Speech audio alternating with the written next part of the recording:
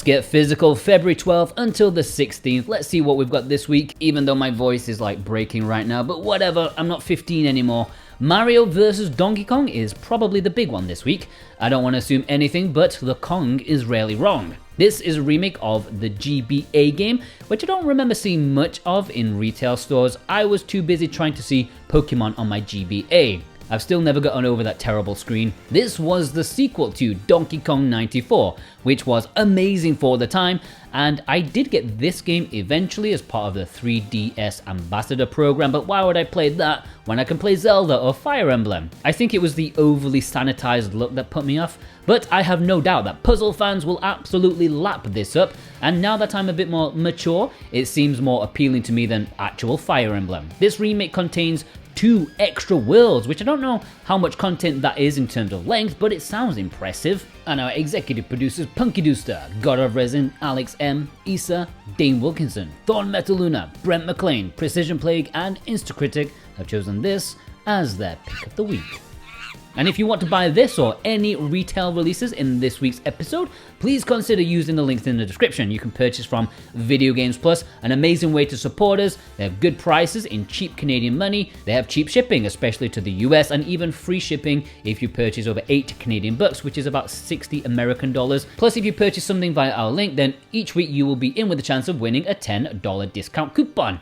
And this week's winner is James MC. Congratulations, you should get an email from VGP in the coming days with your discount coupon. Thank you ever so much for your support.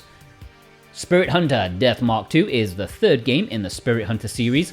These are horror visual novels, but they try to add some layers of interaction and gameplay, which I definitely appreciate. And here, you can see we are side-scrolling. Yes, sadly I don't think it's like Mario when you can jump on Ghost's head to exercise them, but you know, it's something a bit different. There's still the classic first-person investigation scenes, but I do like them changing things up, keeping it fresh. Different, but still familiar. If you're into horror or just visual novels in general, you'll want to mark this one down as a purchase at some point. And our executive producer Feig has chosen this as their pick of the week. PlateUp may be releasing in the UK this week. At least that's what Amazon is saying to me. Some websites are saying later, and the US definitely have to wait a little bit. This is a cooking management game. Sounds pretty standard, but then the devs couldn't help themselves and added in roguelike elements. They just can't help themselves. The obvious comparison is like Overcooked, and some people say it's even better, even if the production quality doesn't match it. It's a bit more arcadey rather than puzzle-like, and it's supposed to be a bit of a hidden gem if you're into this sort of thing. Pronty is releasing in Europe this week, just after limited runs pre-orders finish in North America. Nice timing. So I've mentioned this quite a bit already. All I'll say is, it's supposed to be a pretty good Metroidvania that's mostly underwater. And our executive producer Cartoon Soren has chosen this as his pick of the week. Alright, the low print releases. HAAK, I don't know how you say it, is Super Rare's latest Switch release with 3,000 copies available on Thursday. It's another dark, side-scrolling Metroidvania, this time starring a little alien fella. At least that's what he looks like to me. Either that or I've just been listening to alien conspiracies a bit too much. You are in a post-apocalyptic wasteland, not to be confused with the present day, and this seems to include a nice balance between platforming traversal with combat, which is super fast paced, so you're zooming around all over the screen. Apparently it's a bit of a hidden gem as well, so 3,000 copies seems quite low. And our executive producers Offphone and Totally Grateful have chosen this as their pick of the week. Gleylancer and Gynoug is Limited Run's latest Switch release. At least, did I pronounce that right? Gynoug, Eggnog, I don't know. But I'm getting distracted from this double pack of 2 Mega Drive shooters, the latter of which you may be familiar with the title Wings of War for North America. They knew what was up.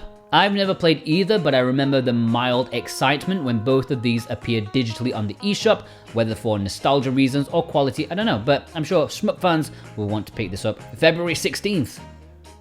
Alright, the imports. Play Asia territory. If you want to import any of the games shown here, please consider using our Play Asia links. That's a #1 way to support us. And of course, we can support you at the same time. Yes, with our new discount code, Jordan24. That's Jordan24 for 5% off any physical item from Play Asia. Front Mission 2 Remake is releasing in Japan this week.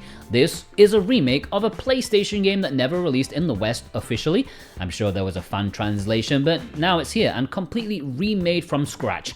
These are strategy RPGs starring mechs. It's like Fire Emblem, but with more machine guns and explosions. That means they're better, right? These are more slow burners, like battles tend to last a bit longer, but that can make them more engrossing if you like that sort of thing. Now, as I've stated a million times already, Forever Limited did this on their website in Europe for a European version. However, they've never stated it would get a retail release like the first game. So this Japanese release might be the best and most affordable way to pick it up because it has English. And our executive producers Alexander Kato, Vey and Robotech have chosen this as their pick of the week. Gunvolt Records. Cychronicle is a rhythm game based on the Gunvolt series, a series I've only played a little bit of, but I do know that the music is quite awesome. What is not awesome, however, is only having 15 songs and then having bags of DLC. Look, Final Fantasy Theater Rhythm can get away with it because there's like 200 songs in the base game. 15 is just, I don't know. How can you sell a rhythm game with 15 songs? And it's like $30 for that. Unless I'm missing something and each song lasts about 20 minutes, I'm a bit perplexed by this. Either way, it's an import exclusive and there is English, so yeah, you can get it if you want it, but 15 songs. I hope I'm missing something here. Japan also has these games, but there's no English. Don't worry, we will be getting the Legend of Heroes game later this year from NIS America. Alright, before we get into the community spotlight, I want to show something off to you. Pix and Love sent me a package, as I mentioned a few weeks ago, and it's time to show off another one of theirs, and this is King of Fighters 13 Global Match. This game is the pinnacle of 2D sprite-based fighting.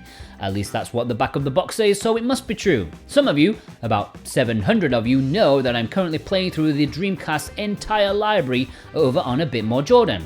And I hadn't taken into account the number of fighters on the system. I never had any because I don't really like them. But now I play Street Fighter 3, Last Blade, Marvel vs. Capcom, loads of them. I've gained the experience, I've learned the ins and outs. And I'm still going to be utter crap at this game, especially as it's an SNK fighter and those guys are serious about it. But if you like 2D fighters, you definitely need this in your collection. It's not exactly a new game, but this version is, and it includes rollback netcode, which I thought meant you could rewind time to cheese your opponent, but no, it's far more technical and competition balancing or something like that. I won't be using it because I won't be playing anyone online because I'm rubbish. As you may know, this is available at retail in Europe, but this version is the Pix and Love edition, which comes with a front cover that is slightly different, but it is reversible, so you can switch to that if you're feeling a bit more adventurous. There is no ESRB release as far as I'm aware, and if you click the link below, you can find the standard version there, or you can also get the collector's edition as well as a super deluxe edition. Thanks to Pix and Love for sending this to me. Alright, on to you lot. Randall4 sent in this photo. I don't know if this is from PlayAsia's 3 for 100 deal, but if it is, then it's a good deal on another code. Pretty much a brand new Nintendo game from this year for $33. You can't go wrong with that. Kevin W sent this photo picking up the collector's edition of Jack Gene. That was a really big Otomi release last year, yet I've rarely seen people pick it up. I guess it just goes to show that even the biggest, most anticipated Otomis are still quite niche, all things considered. Nintendo Gamer Gal sent in this photo picking up the Asian version of Baton Kaitos. Despite releasing in Europe, this was actually one of the bigger imports last year. Lots of people ordered it. Executive producer Cartoon Soren sent in this photo with Sentimental Deathloop. That's the Chinese one there. A very fascinating release that I really want to give a try. Wankel Rotary Engine sent in this photo with a double helping of Star Wars, the KOTOR releases. I can't wait to get to those once I start on my Star Wars retrospective for A Bit More Jordan. Not sure how I'm going to do those two justice because they are classic games and I could spend hours and hours and hours talking about how amazing they are, but yeah, whatever. Ashura G sent in this photo, including Calico. My daughter has played Pokemon, Mario, Kirby. However, Calico is her favorite game of all time. Absolute jankage of the highest order, but I gotta admit, it is quite charming. Executive producer Feig sent in this photo, including Tokyo School Life. That game is exclusive to Video Games Plus, so go check that out if you want a quirky visual novel. Morality sent in this photo, picking up Ikaruga. Why is this not more widely available? Come on, Nicholas. Executive producer Jennifer M sent in this photo, including Raincode. Love that box art. They made it look a little worn out and glitchy on purpose. It looks super authentic. Executive producer Instacritic sent in this photo with a Japanese release of HAAK. I do wonder if that version has a more updated cartridge than the Western one, since this came out like years later. Dave H sent in this photo with the Jurassic Park collection, which was recently announced to be getting a retail release in Europe this summer, and actually published by Limited Run at retail. What's going on in Europe? Is the world okay? Alright, let's have a roundup. Choco Loco James, Paul S, No Face, Dennis and Vicky, Andrew R, Bill R, Crit Cat, McLaren, Starvey, Kresalak, Vast Neon, Visipon. Alright, please send me your pictures on Twitter at SoWhatAboutGame. You can DM me. Do not tag me in a post. We have an email address, switchwatchspotlight@gmail.com, and of course the Discord. The server link should be below. Please only send me one picture per week, guys, okay? Alright, as always, special thanks to our executive producers, Dane Wilkinson, God of Resin, Boombox, Brent McLean, Santa Tartaruga, Alexander Cato, JCross7776, Punky Dusa, Cartoon Soren, Robotech, Z, Raven Knight, Full Metal Luna, Parsnip Coffee, Isa, Vey, Mental Traveler, A Phone, Jennifer M, Instacritic, Precision Play, Kadacha, Totally Grateful, and Alex M, and Feeg. How can I forget you, Feeg? It's just that your name went on a different page in my word processor. Yes, I didn't forget you.